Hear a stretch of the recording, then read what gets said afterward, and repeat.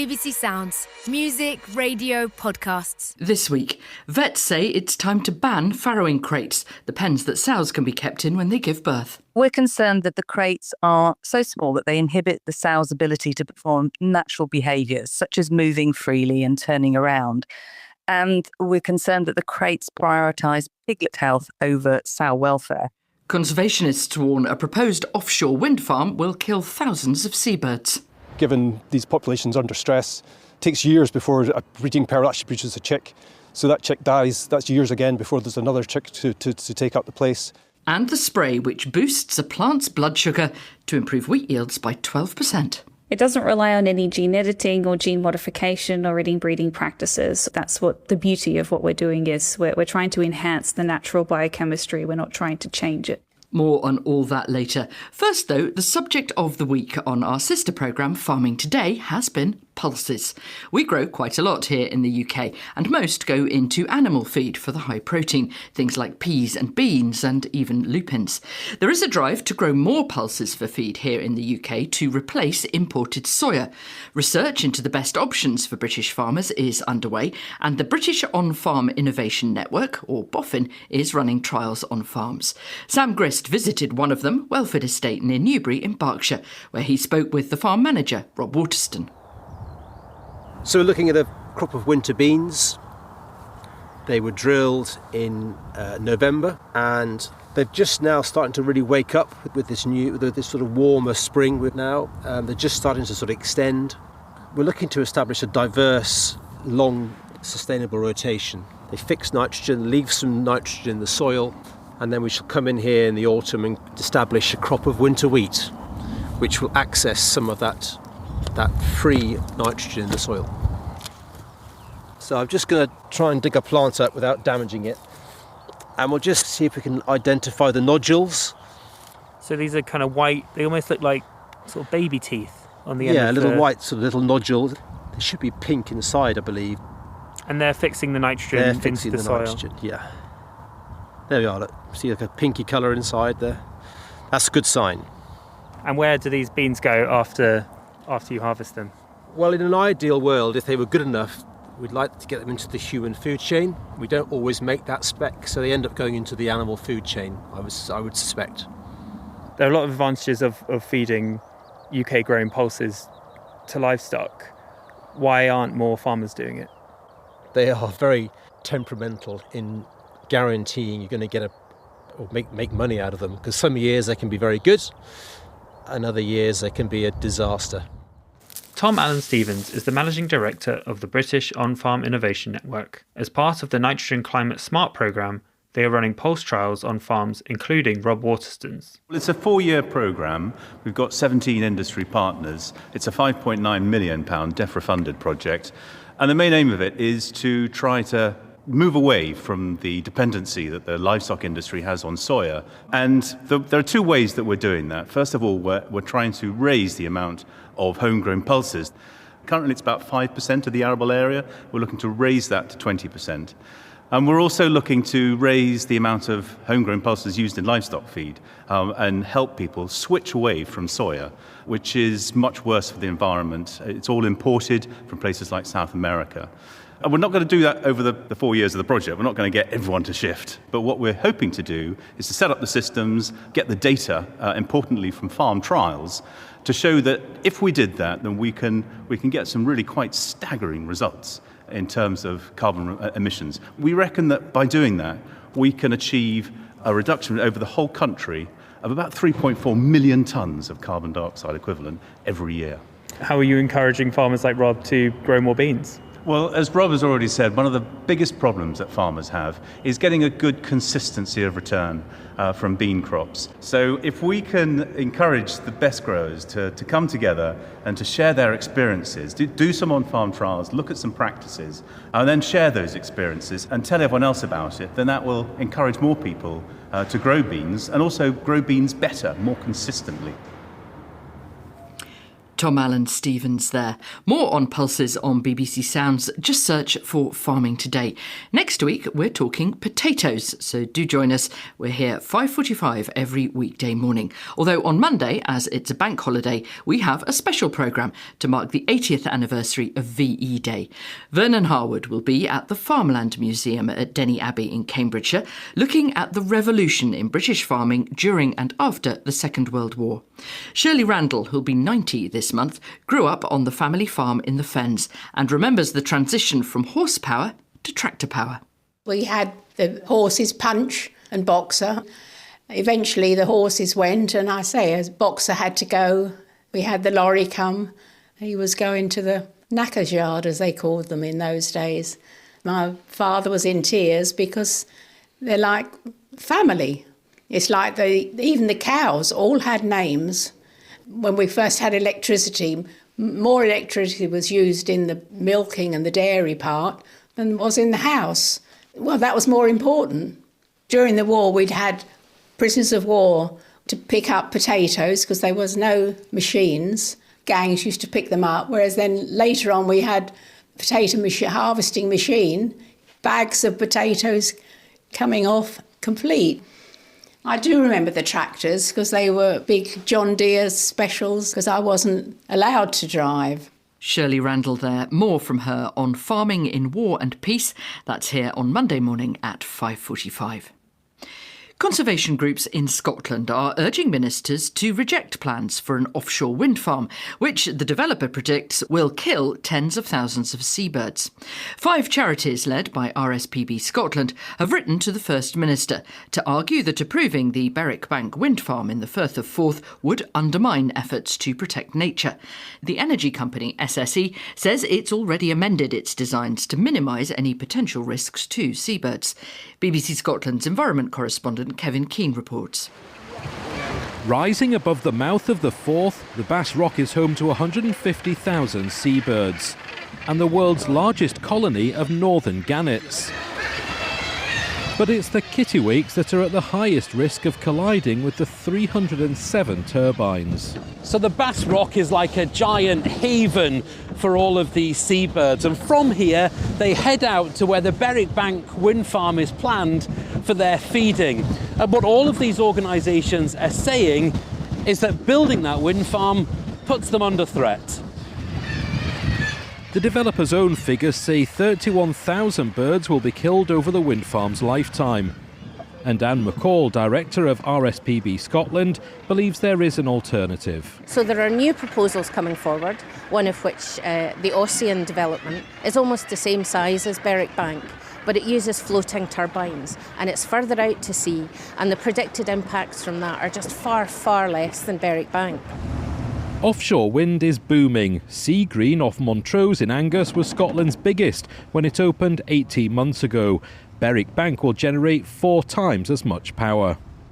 The developer SSE says the UN has already warned the world could warm by a massive 3.1 Celsius this century without greater action. Developing a world-leading offshore wind industry with projects of the scale and ambition of Berwick Bank is a key part of combating the catastrophic consequences of that. But we live in one of the most nature-depleted countries in the world, and seabird numbers have fallen by about 70%. Dermot Hearn from the National Trust for Scotland says we can't pit climate against nature. Given these populations under stress, they're not very productive. It takes years before a breeding pair actually produces a chick. So that chick dies, that's years again before there's another chick to take up the place. So for some of the species, it's going to be a very significant impact. None of the letter's signatories are opposed to the principle of offshore wind, but they think the Forth is entirely the wrong place. The Scottish Government says it can't comment on a live consenting application. That report from BBC Scotland's environment correspondent Kevin Keane. New research published earlier this week suggests that a spray which boosts the equivalent of a plant's blood sugar could improve wheat yields by 12%. Researchers from Rothamsted, Oxford University and the Rosalind Franklin Institute say this is a bigger improvement than breeding achieves, and they hope their biostimulant spray will be used around the world. Well, work first began on this 25 years ago, and it'll be commercially available next year. Dr. Cara Griffiths explained how it works. Yeah, so what we've created is a biostimulant technology. It doesn't rely on any gene editing or gene modification or any breeding practices. All we're doing is supplying a bit more of the metabolite that the plant already has to exert some pretty powerful effects on their biochemistry. And you simply spray it on the crop? Yes, that's correct. You just spray it onto the crop with the traditional boom arm sprayer. And so this is to do with the sugar signalling in wheat. So what does it make it do that improves yields? The T6P itself, which is what our biostimulant is based on, it works as a bit of a sucrose fuel gauge in your plant. It tells the plant how much energy it has and how to use it. And it tells the plant how to use its energy by interacting with an enzyme that every single plant has called SNRK1. And there's two modes that SNRK1 can have, a feast mode or a famine mode. What T6P does is turn on the feast mode of this enzyme, and it pulls all of the nutrients, all of the resources into the tissues where it's applied. So in this study, we apply it during grain developments just once, and this draws all of the resources to the grain, resulting in huge yield increases year on year. Now, these tests were on spring wheat, but I understand you are doing further tests on winter wheat. Oh, yes, absolutely. We're also testing a lot of winter wheat in the UK, and we're finding the yield increases in high-yielding climates like the UK are far higher than what we were seeing in Argentina. Now, this, as you say, is sprayed. So what happens when this product meets weeds? We haven't tested the effect on weeds, primarily because the timing of application of T6P to the crop will be well after any weed management practices have occurred, really. When it comes to, increasing or enhancing the growth of weeds, I think it's very unlikely, but it's not something that we've tested yet. And what about side effects on things like invertebrates? We've been going through the REACH registration process for this chemical because it is a new chemical and we need to do all of those kind of tests for it. And we're not seeing any danger to invertebrates or any algal blooms or anything toxic happening with the use of this compound. Could it work on things other than wheat? Oh, absolutely. So we've been going through some testing on this T6P product with multiple crops. We've been doing soy, maize, barley, oats, sorghum, strawberries, tomatoes. They all have effects in all of those crops. We just target the spraying at a slightly different time. We need to marry up the biochemistry to the product. And I think that's what the beauty of what we're doing is. We're trying to enhance the natural biochemistry. We're not trying to change it. Dr. Cara Griffiths. The British Veterinary Association, the BVA, and the Pig Veterinary Society have issued a new joint statement calling for farrowing crates to be banned. Farrowing crates are the small pens that 60% of sows here in the UK are kept in around the time they give birth to ensure they don't roll on and crush their piglets. Animal welfare campaigners have been saying that they should be banned for years, but farmers have concerns that replacing them with alternative systems won't only endanger the lives of the piglets, but also be costly and will put them at a disadvantage to farmers in other countries where the crates aren't banned.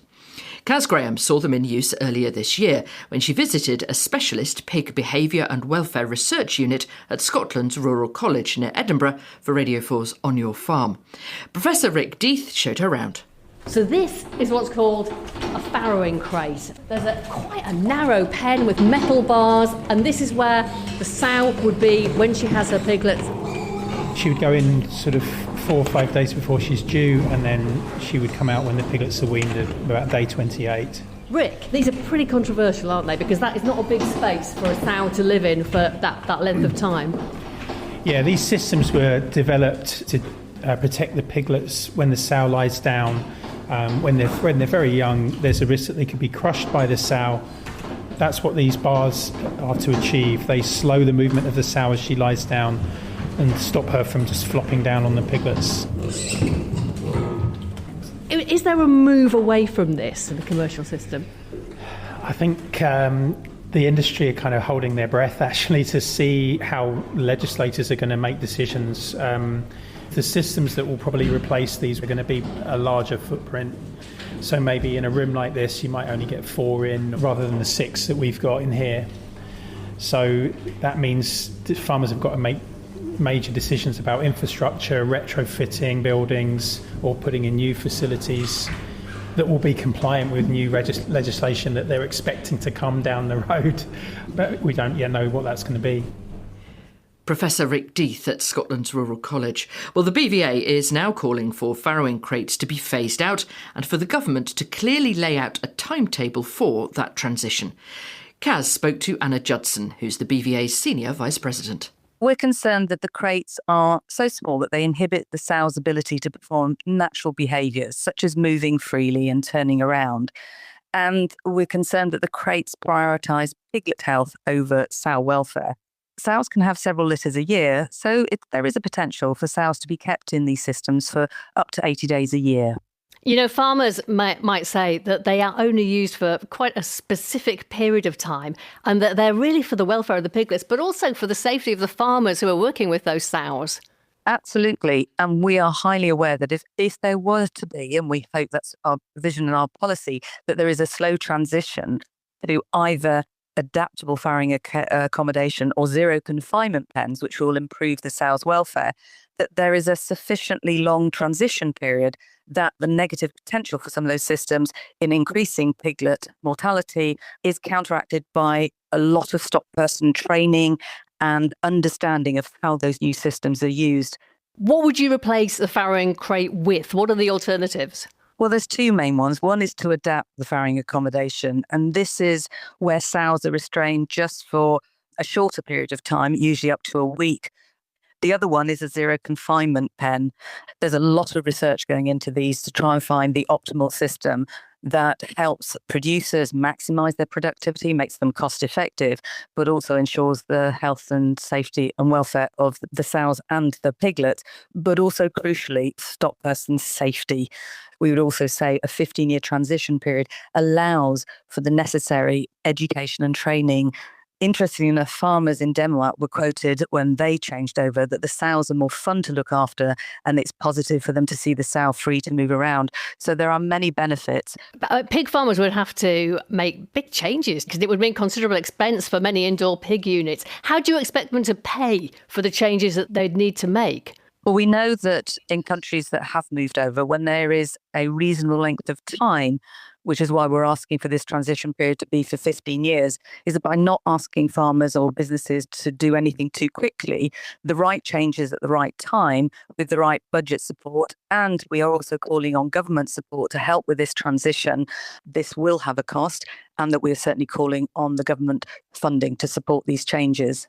But these crates aren't currently banned in the EU, are they? Won't this put UK farmers at a commercial disadvantage?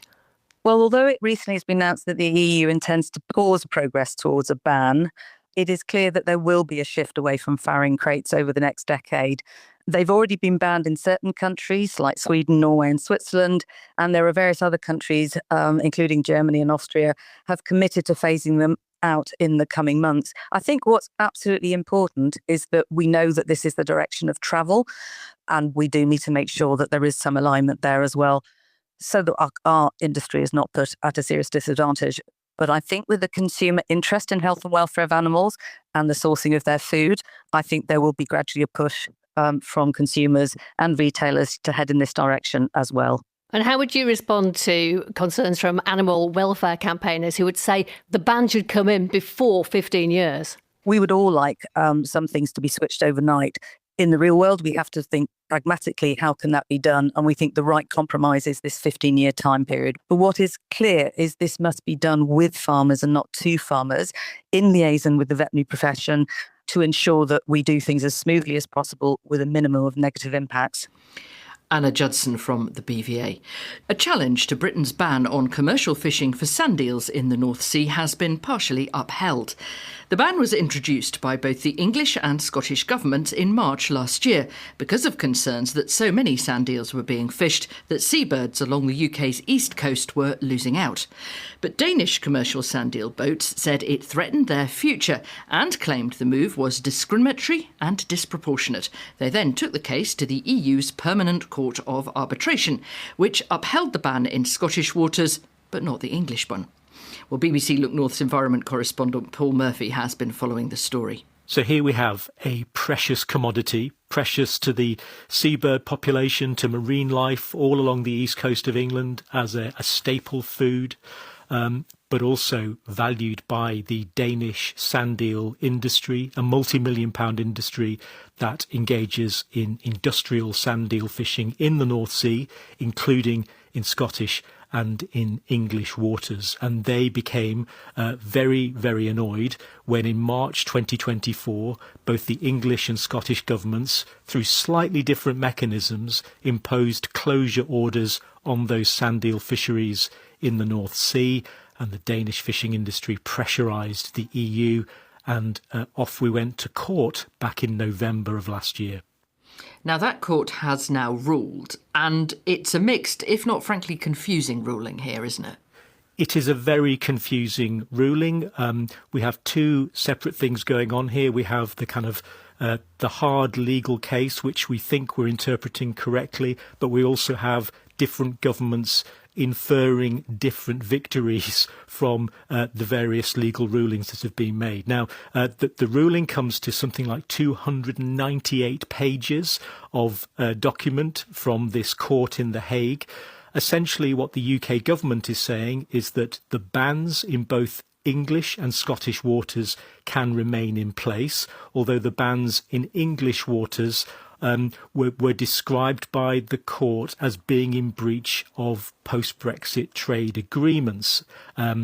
Although the UK government is saying it's not legally obliged to reverse the closure of English waters. Now, contrast that with what is coming out of Europe, and they're basically emphasising the fact that the UK was in breach of trading agreements and saying that this is going to be tough going forward in terms of negotiating fishing rights. A very, very nuanced, politicised and confusing situation. Conservation organisations have broadly welcomed the result, saying it's good news for the seabirds. Is it clear yet what this will mean in practice? Yes, I think the conservation organisations all along the coast, RSPB especially, saying that, a lot of the seabird species are in big trouble. There are many of them on the so-called red list in terms of their level of endangerment. And this runs all the way along the Scottish coast and all the way along the English coast, where we've got some really big, important seabird populations that rely on sandeels. They will now be looking to the UK government for an proper enforcement of this ban in parts of the North Sea where sandeel trawlers have traditionally plied their trade. So they'll want to see action, and they'll be keeping a close eye on the science as well, because ultimately this is an argument about the scientific basis for assessing sandeel stocks. The UK government and UK conservationists saying that sandeel stocks are in a perilous state. The Danish fishing organisations saying that sandeel is the best managed fishery in the world and there's plenty for everyone. BBC Look North's environment correspondent Paul Murphy there. Just time for a shameless plug for our programme on the agricultural transition, the landscape revolution. We're focusing on the once-in-a-lifetime change to farm subsidies, leaving the old EU farm payments and moving to a system which rewards environmental goods. For many people, whatever they made of Brexit, it was a golden opportunity to come up with a better agricultural policy, which would encourage efficient food production while rewarding farmers for environmental work. Well, nearly a decade later, we ask where we've got to. We hear from upland farmer and writer James Rebank, who's devastated at the sudden suspension of the new sustainable farming scheme in England. The trust has been broken, the damage has been done, and the farmers will carry on, the business people. It's not that I'm worried about. It's that we were supposed to be part of a collective endeavour where we were going to mend nature across the British landscape. We were going to create this sort of sustainable food system that did all the things we need. That's what's gone. The progressive green vision has absolutely gone. It's been killed. And has it been killed by malice or incompetence? I'm not sure. But right now, standing here talking to you, I think it's been killed. And I hope you can tell from my voice, I feel really, really sad about that. Not for my own sake, but because I really believed as a country we could meet these challenges, we could do better. You can hear more in The Landscape Revolution tomorrow lunchtime here on BBC Radio 4. But that's it from us. I'm Charlotte Smith, the producer is Beatrice Fenton, and Farming Today this week is a BBC Audio Bristol production.